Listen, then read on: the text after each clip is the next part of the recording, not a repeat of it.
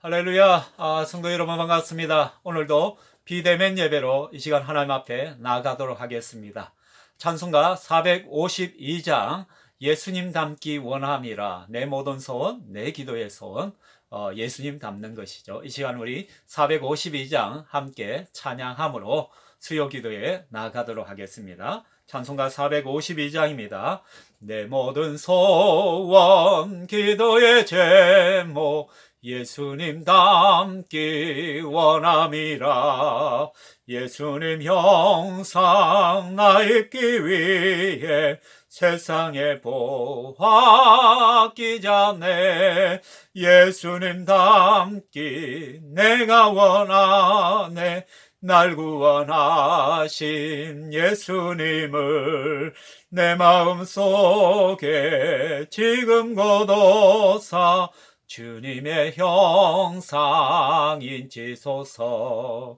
내 무한한 사랑 풍성한 긍휼 슬픈 자 위로하시는 주 길 잃은 죄인 부르는 예수 그 영상 담게 하옵소서. 예수님 닮기 내가 원하네 날 구원하신 예수님을 내 마음속에 지금 거둬사 주님의 형상 인치소서. 겸손한 예수 거룩한 주님 원수의 멸시 참으시사 우리를 위해 고난을 받은 구주를 닮게 하옵소서. 예수님 닮기 내가 원하네 날 구원하신 예수님을 내 마음속에 지금 거둬사 주님의 형상 인치소서. 기도하겠습니다. 함께 하나님 앞에 나갑니다. 살아계신 하나님 아버지, 이 시간에도 우리를 부르시고 하나님 앞에 예배자로 설 수 있는 복을 주시니 감사를 드립니다. 코로나로 인하여 온 세계가, 온 나라가, 모든 백성들이 힘들고 어려운 시절을 지나가고 있습니다. 그럼에도 불구하고 우리는 예배자입니다. 이 시간 하나님을 예배하고자 합니다. 우리의 모든 마음의 근심과 걱정과 그러한 모든 생각들을 주님 앞에 내려놓게 하시고 오로지 하나님과 하나님 말씀 앞에 집중할 수 있도록 도와주옵소서. 말씀을 듣는 가운데 하나님의 음성이 들려지고 그 말씀 붙들고 믿음으로 살아갈 때 하나님께서 우리를 향하신 복을 누릴 수 있도록 도와주시옵소서. 오늘도 부족한 종의 입술을 통하여 주께서 친히 말씀하시고 말씀을 받는 모든 심령마다 아멘으로 화답하게 하시고 아멘의 인생이 되게 하여 주시옵소서. 삼위 하나님 이곳에 임재하시고 영광받아 주시옵소서. 감사합니다. 예수님 이름으로 기도합니다. 아멘. 하나님 말씀 보겠습니다. 하나님 말씀은 에베소서 4장 7절에서 16절까지 말씀입니다. 에베소서 4장 7절에서 16절까지 말씀입니다. 제가 여러분을 대신하여 봉독하도록 하겠습니다. 에베소서 4장 7절부터 16절까지. 우리 각 사람에게 그리스도의 선물의 분량대로 은혜를 주셨나니 그러므로 이르기를 그가 위로 올라가실 때에 사로잡혔던 자들을 사로잡으시고 사람들에게 선물을 주셨다 하였도다. 올라가셨다 하였은즉 땅 아래 낮은 곳으로 내리셨던 것이 아니면 무엇이냐. 내리셨던 그가 곧 모든 하늘 위에 오르신 자니 이는 만물을 충만하게 하려 하심이라. 그가 어떤 사람은 사도로 어떤 사람은 선지자로 어떤 사람은 복음 전하는 자로 어떤 사람은 목사와 교사로 삼으셨으니 이는 성도를 온전하게 하여 봉사의 일을 하게 하며 그리스도의 몸을 세우려 하심이라. 우리가 다 하나님의 아들을 믿는 것과 아는 일에 하나가 되어 온전한 사람을 이루어 그리스도의 장성한 분량이 충만한 데까지 이르리니 이는 우리가 이제부터 어린 아이가 되지 아니하여 사람의 속임수와 간사한 유혹에 빠져 온갖 교훈의 풍조에 밀려 요동하지 않게 하려 함이라. 오직 사랑 안에서 참된 것을 하여 범사에 그에게까지 자랄지라. 그는 머리니 곧 그리스도라. 그에게서 온몸이 각 마디를 통하여 도움을 받음으로 연결되고 결합되어 각 지체의 분량대로 역사하여 그 몸을 자라게 하며 사랑 안에서 스스로 세우느니라. 아멘. 사랑하는 성도 여러분, 우리가 계속해서 수요 기도에는 에베소서 말씀을 보죠. 에베소서의 구조 크게 두 갈래로 나눌 수 있잖아요. 1부에서는 1장에서 3장까지 하나님께서 우리를 교회로 부르셨다. 그리고 4장에서 6장까지 이제 실천편이잖아요. 삶으로 살아야 될 부분이죠. 그 내용이 무엇입니까?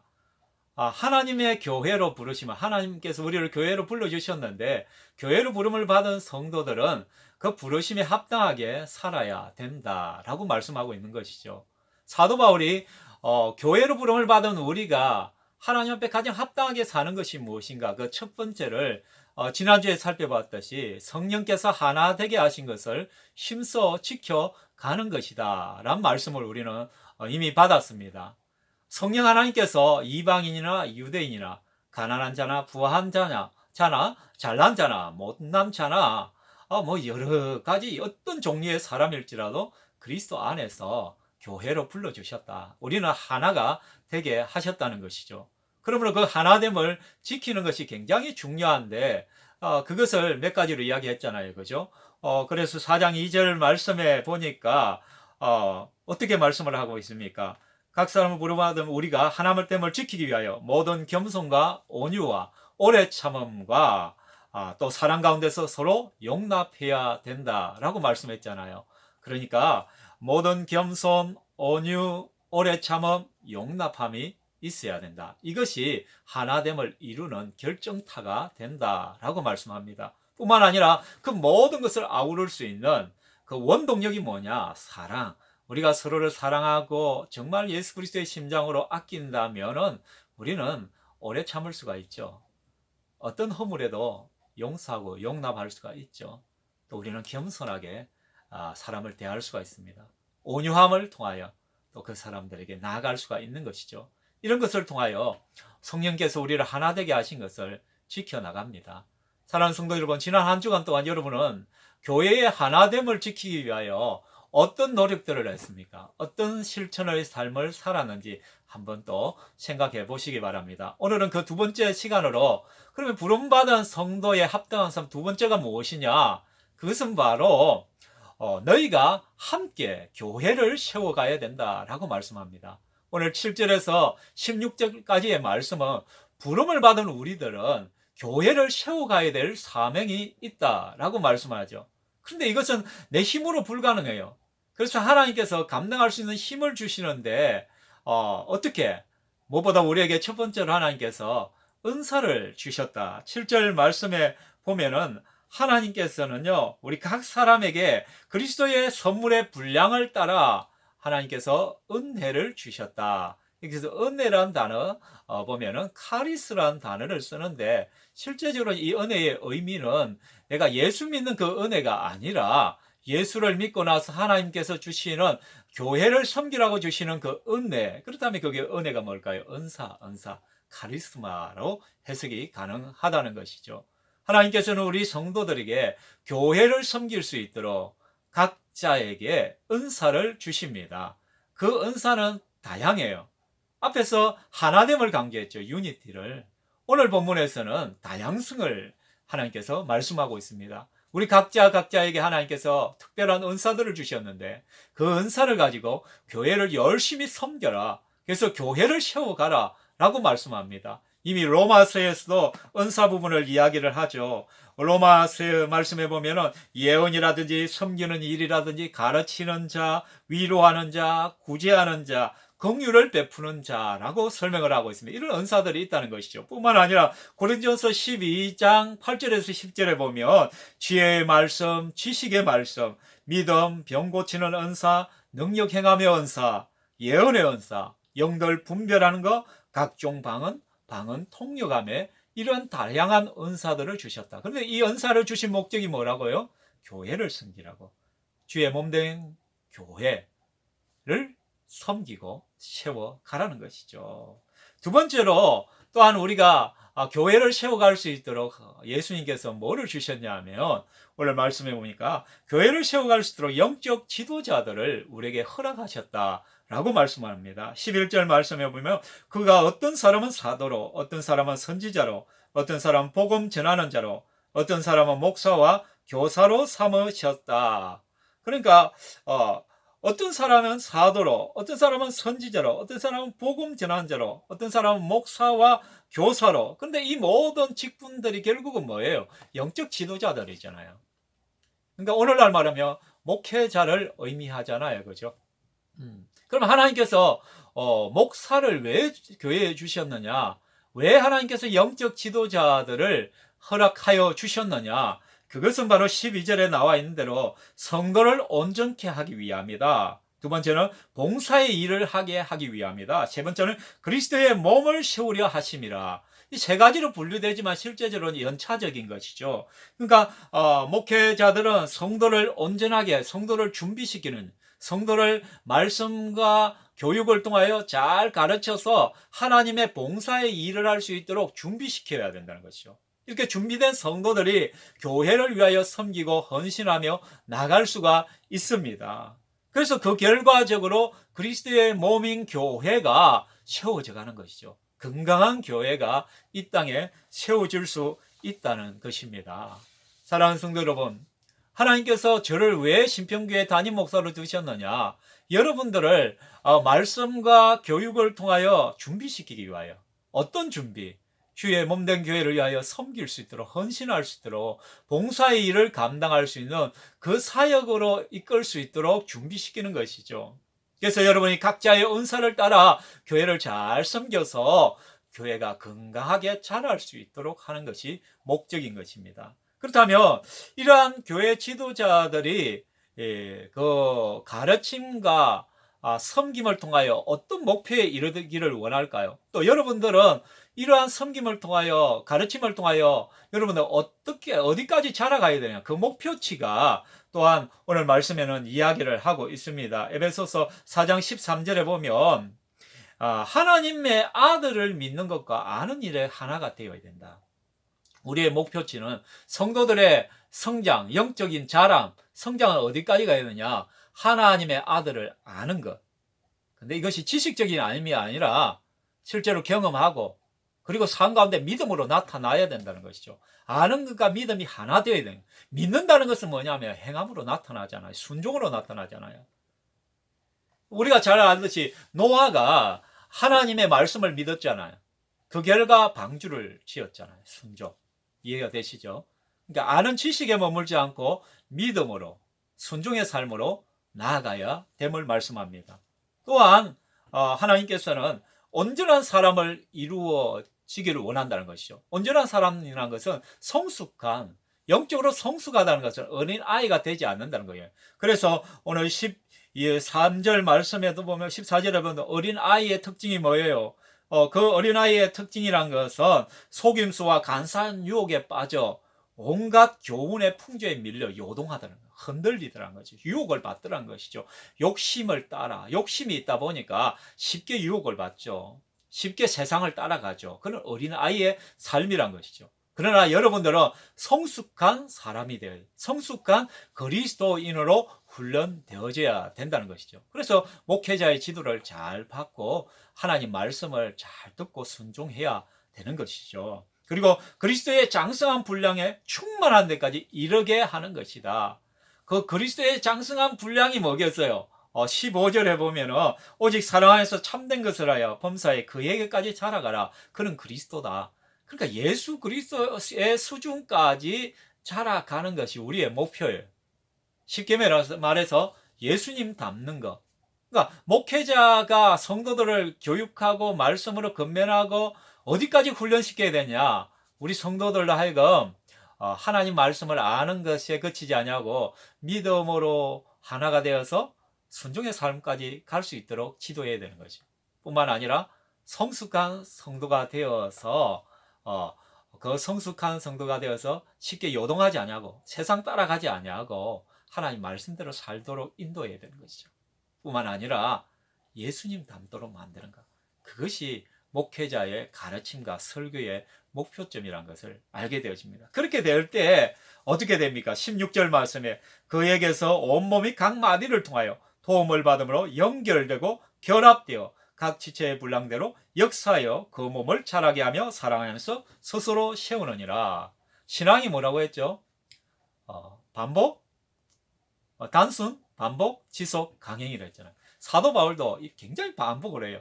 7절에서 16절까지 계속해서 점차적으로 확진돼 가지만은 반복이에요, 반복. 16절은 결론적으로. 그래서 결국 그에게서, 그가 누구겠어요? 예수 그리스도에게서 온 몸이, 여러분 한 사람 한 사람이 각 마디를 통해, 이 각 마디가 뭘까요? 바로 목회자를 말하는 거예요. 영적 지도자들. 이 각 마디 영적 지도자를 통하여 도움을 받음으로, 여러분은 끊임없이 영적 지도자의 도움을 받아요. 목회자의 도움을 받아서 그리스도에게 더 깊게 연결되어지고 더 결합되어서 그리스도로부터 오는 양분을 받아 먹어야 되는 거죠.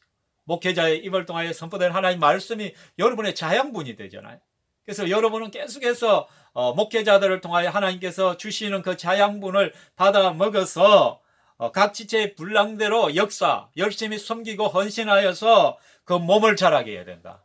교회를 세워가야 한다라고 말씀합니다. 이해가 되십니까? 하나님이 교회에게, 그 성도 여러분에게 주신 선물이 세 가지가 있어요. 뭐 다양하지만 관계적인 입장에서 한번 살펴본다면 첫 번째는 뭐냐? 은사를 주셨어요. 여러분에게 은사가 있다는 것은 복입니다. 선물입니다. 하나님께서. 그 선물을 가지고 뭐 하라고? 교회 섬기라고. 다른 사람 섬기라고. 뿐만 아니라 두 번째 선물이 뭐냐? 교회를 주셨어요. 옆에 주위에 성도들을 주셨다는 것이죠. 함께 섬기는 맛을 느끼란 거예요. 함께 기도하고 함께 섬기고 교회를 세워갈 때 주시는 그 놀라운 기쁨과 은혜가 있다는 것이죠. 그것을 교회를 통하여 경험하라는 것이죠. 이것이 그렇기 때문에 교회는 선물이 되어집니다. 또 하나, 목회자를 여러분에게 선물로 주셨어요. 여러분, 목회자를 부담으로 여기지 마시고 목회자는 여러분을 위해 하나님께서 주신 선물입니다. 잘 활용하시기 바랍니다. 귀하게 여기시고요. 마지막 결론입니다. 말씀을 맺고자 합니다.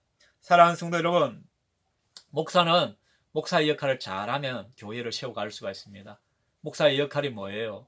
바로 성도들을 말씀과 교육, 양육을 통하여 잘 준비시키는 거예요. 끊임없이 여러분들을 훈련시키는 것이 저의 사명입니다. 그것을 위해서 제가 있는 것이죠. 그죠? 그래서 저는 기도와 말씀에 집중해야 되겠죠. 이것이 저에게는 가장 소중한 사명인 것입니다. 제가 밖에 나가서 뛰고 일하고 막 땀 흘리고 그게 아니라 제가 흘려야 할 땀은 여러분에게 말씀 가르치기 위하여 연구하고 말씀을 잘 선포하기 위한 땀이어야 됩니다. 또 여러분을 위하여 끊임없이 중보하고 기도하는 그 땀이어야 됩니다. 또 여러분을 하나님 말씀으로 이끌기 위한 리더십을 발휘하기 위한 그 땀이, 희생이 있어야 되는 것이죠. 그럼 성도의 역할은 뭐예요? 성도는 목회자의 가르침을 잘 받는 것입니다. 그 가르침을 따라서 여러분이 자라가는 거예요. 훈련되어지는 거예요. 그래서 하나님께 또한 주신 은사를 발견하고 그 은사를 가지고 하나님의 교회를 세워가기 위하여 발부둥 치는 것입니다. 희생하는 것입니다. 사랑하는 성도 여러분, 우리는 함께 교회를 세워가야 됩니다. 우리는 마치 교회를 학원처럼 생각하면 안 돼요. 학원은요, 어떻습니까? 학원이란 것은 어떤 목적을 위하여 가는 곳이잖아요. 내게 유익이 되면 그곳에 계속 남아있고 유익이 되지 않으면 다른 학원으로 옮겨요. 그리고 시험을 치고 목표가 이루어지고 나면 더 이상 가지 않습니다. 그러나 교회는 다릅니다. 교회는 그리스도의 몸인 것입니다. 사랑하는 성도 여러분, 교회는 나의 어떤 꿈과 목적을 위하여 선택하는 것이 아닙니다.